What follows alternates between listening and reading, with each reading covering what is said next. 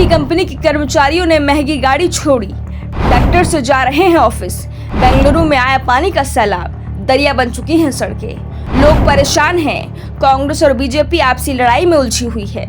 सड़क पर नाव चल रही है। लोगों ने अपनी महंगी कारों की जगह ट्रैक्टर ट्रॉली में सफर करना शुरू कर दिया है।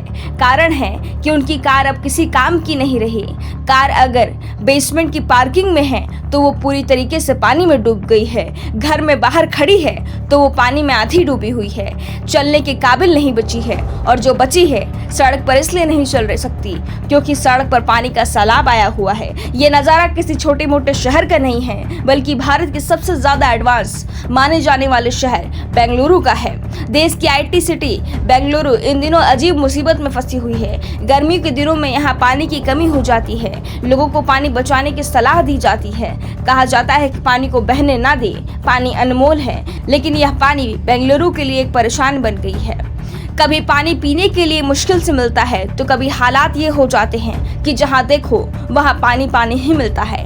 आज बेंगलुरु की सड़कें किसी नदी की जैसी दिख रही है। सड़क पर नाव चल रही है। कंपनी में जाने के लिए लोगों को बुलडोजर और ट्रैक्टर का सहारा लेना पड़ रहा है क्योंकि महंगी कारें इस पानी को पार नहीं कर पा रही हैं। मौसम विभाग भी डरा रहा है, जो कह रहा है कि बारिश अभी जारी रहेगी। यानी सड़क पर पानी का जो सैलाब आया है वो अभी कुछ दिनों तक और जमा रहेगा। शहर समुद्र में तब्दील हो चुका है। सरकार तो जैसे इंतजार ही कर रही थी कि कब शहर पानी पानी हो जाए, फिर वो पानी को निकालने का इंतजाम सोचे। पहले इंतजाम करने की जरूरत ही नहीं समझी गई, मुसीबत को आने दिया गया। और जब मुसीबत सामने आई तो बैठकों का दौर चल रहा है। बेंगलुरु में इंफोसिस, विप्रो, एम्फैसिस, नैस्कॉम, गोल्डमैन सैक्स, इंटेल, टीसीएस, फिलिप्स, सोनाटा जैसे कई बड़ी आईटी कंपनियों के ऑफिस हैं जिनके कर्मचारी मुसीबत में दिख रहे हैं। कंपनी ने वर्क फ्रॉम होम की सुविधा भी शुरू कर दी है। जिन कर्मचारियों को बेहद ज्यादा जरूरत है उन्हें ही ऑफिस बुलाया जा रहा है। शहर का HAL हवाई अड्डे के करीब यमलूर पानी में डूब गया है।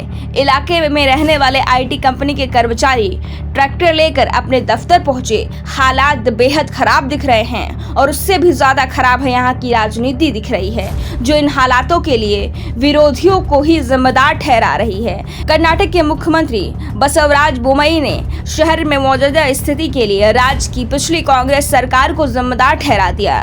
बोमई ने कहा कि कर्नाटक खासकर बेंगलुरु में अभूतपूर्व बारिश हुई है। इस तरह की बारिश पिछले 90 वर्षों में नहीं हुई है। सभी टैंक भरे हुए हैं और उनमें पानी भर गया है। लगातार बारिश हो रही है, आज भी बारिश हो रही है। शहर में जो स्थिति बनी है उसकी जिम्मेदार कांग्रेस है। पिछली कांग्रेस सरकार के कुशासन में और पूरी तरह से अनियोजित प्रशासन के कारण हुआ है। यह कांग्रेस सरकार के खराब प्रशासन का परिणाम है। उन्होंने झीलों को बनाए रखने के बारे में कभी नहीं सोचा था। बसवराज ने तो ये बता दिया कि शहर में जो नजारा दिखाई दे रहा है उसके लिए कांग्रेस जिम्मेदार है, लेकिन लोगों को राहत कब तक मिल पाएगी इसे लेकर सरकार कोई भी दावा नहीं कर रही है। बसवराज ने कांग्रेस की पिछली सरकार को जिम्मेदार ठहराया तो कांग्रेस नेता DK शिवकुमार ने तुरंत ही इसका जवाब दे दिया। उन्होंने कहा कि 3 साल से राज्य में सरकार बीजेपी की चल रही है और बेंगलुरु में परेशानी बढ़ती जा रही है। सरकार का ध्यान काम पर नहीं ध्रुवीकरण पर है, इसलिए उससे इस परेशानी का हल नहीं हो पा रहा है। बसवराज के पास अगर कोई उपाय नहीं है तो वो कुर्सी छोड़ दे। हमारी सरकार होती तो ये स्थिति ही नहीं बनती। अभी भी वक्त है, शहर को बचाया जा सकता है। DK शिवकुमार ने साफ कह दिया है कि कांग्रेस राज होता तो इस स्थिति से आसानी से निपटा जा सकता था, लेकिन बीजेपी सरकार के पास कोई प्लान ही नहीं है। Bureau report, the such India.